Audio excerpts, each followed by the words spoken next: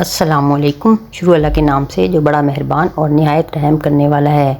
सर्दियों का मौसम शुरू हो गया है और साथ ही घर में काम करने वाली ख़वातीन का एक मसला शुरू हो जाता है कि उनकी एड़ियाँ फटना शुरू हो जाती हैं और स्किन फटी फटी होती है और उसमें से बाज़ औक़ात ब्लीडिंग भी हो जाती है। इसके लिए आज हम बहुत ही इफ़ेक्टिव एक क्रीम बनाएंगे। ये बहुत ही आसान है। इसके लिए हमें कोई भी एक साबुन का छोटा सा टुकड़ा चाहिए, चाहे तो ये बाथिंग सोप हो या कोई भी साबुन जो आप घर में इस्तेमाल करते हैं, उसका एक छोटा सा पीस लें और उसके छोटे छोटे टुकड़े काट लें। उसके बाद इन टुकड़ों में हम थोड़ा सा पानी शामिल कर देंगे और इसको कम से कम 2-3 घंटे के लिए भिगो देंगे।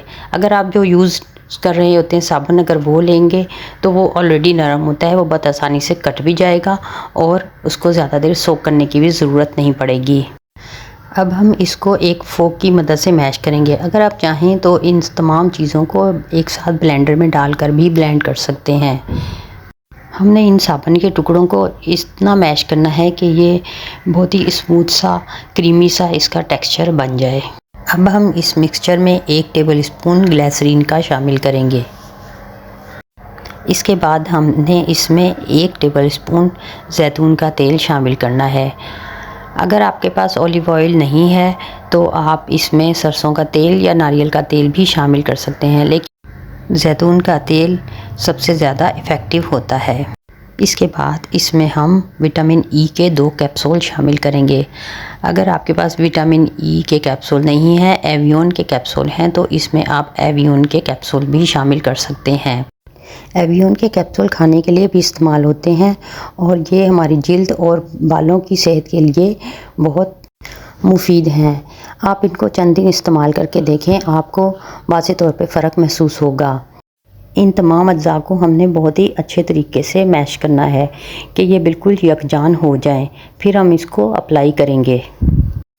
अब हम इस तैयारशुदा मिक्सचर को अपने पैर पर, एड़ियों पर और पूरी पैर की स्किन पर खूब अच्छे से लगा लेंगे और हल्का हल्का मसाज करेंगे।